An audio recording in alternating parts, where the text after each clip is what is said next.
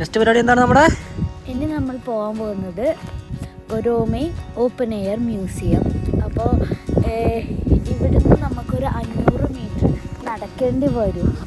നമ്മൾ ഇവിടെ ഇപ്പോൾ ഗേറ്റ് ക്ലോസ് ചെയ്തിട്ടുണ്ട്. അവിടെ കാർ പാർക്ക് ചെയ്തിട്ടുണ്ട്. അപ്പോൾ എനിക്കറിയില്ല, നമ്മൾ ടൂറിസ്റ്റിൻ്റെ കൂടെ വരുമ്പോൾ ഇതിനെ കടത്തി വിടുകയില്ലോ എന്നറിയില്ല. നമ്മളെന്തായാലും നമ്മുടെ വണ്ടിയിൽ വന്നതുകൊണ്ട് നമുക്ക് എന്തായാലും എൻട്രി ഇല്ല. സോ നമുക്ക് ഇവിടുന്ന് 500 മീറ്റർ നടക്കണം ഗൊരോമെ ഓപ്പൺ എയർ മ്യൂസിയത്തിൽ.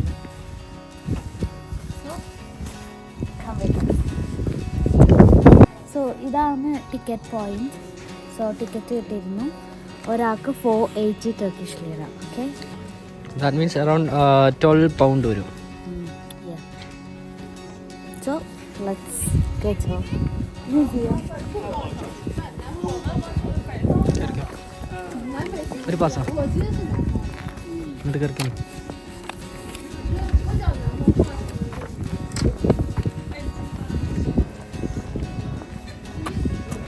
പറഞ്ഞോ. ഗൊരോമെ ഓപ്പൺ എയർ മ്യൂസിയം ആണ്. സോ ഇതിൻ്റെ ഉള്ളിൽ ഷൂട്ട് ചെയ്യാൻ പറ്റില്ല. സോ ഇതൊക്കെയാണ് ഇതിൻ്റെ main views.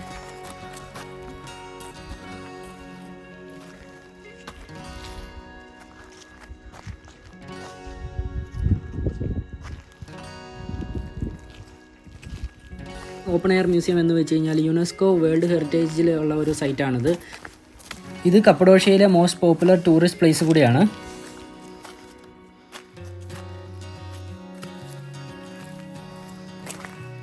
ഗൊരോമെ open air museum എന്ന് വെച്ച് കഴിഞ്ഞാൽ AD 4th സെഞ്ചുറി യൂസ് ചെയ്തുകൊണ്ടിരുന്ന ക്രിസ്ത്യൻ ചർച്ചുകളായിരുന്നു. ഇതിൻ്റെ ഉള്ളിൽ നമുക്ക് 15ഓളം കേവ് ചർച്ചുകൾ കാണാൻ പറ്റും. ഈ ചർച്ചുകളെല്ലാം 3 കാറ്റഗറി ആയിട്ട് തരംതിരിച്ചിട്ടുണ്ട്: plastered, paneled and basic. Plastered എന്ന് വെച്ച് കഴിഞ്ഞാൽ ഫുള്ളി പെയിൻറ്റഡ് ആയിട്ടുള്ളതും, പാനൽഡ് എന്ന് വെച്ച് കഴിഞ്ഞാൽ ചെറിയ രീതിയിലുള്ള സ്റ്റോണുകളൊക്കെ വെച്ച് ഉണ്ടാക്കിയിട്ടുള്ളതും, പിന്നെ കുറച്ച് ബേസിക് ആയിട്ടെന്ന് പറഞ്ഞാൽ ബേസിക് ലൈനുകളും കാര്യങ്ങളും ഒക്കെ ആയിട്ട് വരച്ചിട്ടുള്ളതുമായ ചർച്ചുകളൊക്കെയാണ് നമുക്ക് കാണാൻ പറ്റുന്നത് ഇതിൻ്റെ ഉള്ളിൽ.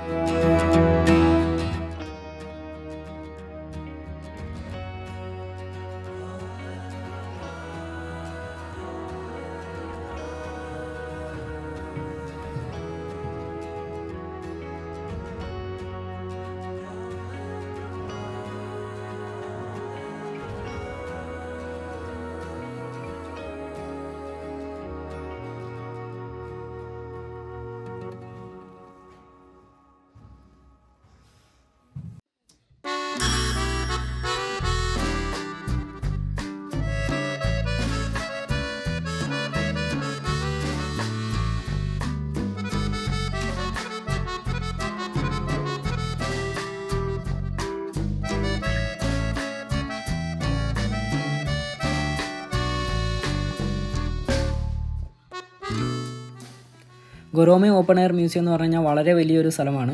ഇതിൻ്റെ ഉള്ളിൽ കുറേ സ്ഥലങ്ങൾ കാണാനുണ്ട്. കുറേ സമയമെടുക്കും ഇതിൻ്റെ ഉള്ളിൽ സ്പെൻഡ് ചെയ്യാൻ വേണ്ടിയിട്ട് തന്നെ നമുക്ക്.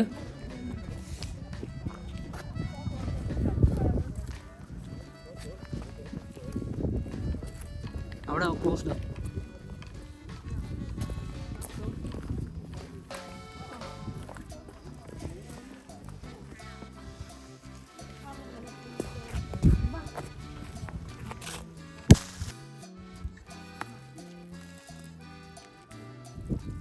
ഈ കാണുന്നതാണ് ഇവിടെ ഉണ്ടായിരുന്ന ചർച്ചുകളുടെ എല്ലാം ഫോട്ടോസ്.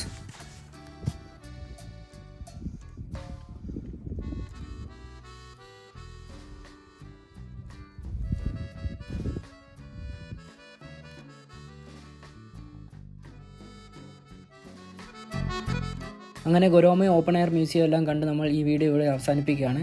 വീണ്ടും ഒരു പുതിയ വീഡിയോയുമായിട്ട് വരുന്നതായിരിക്കും. Bye bye.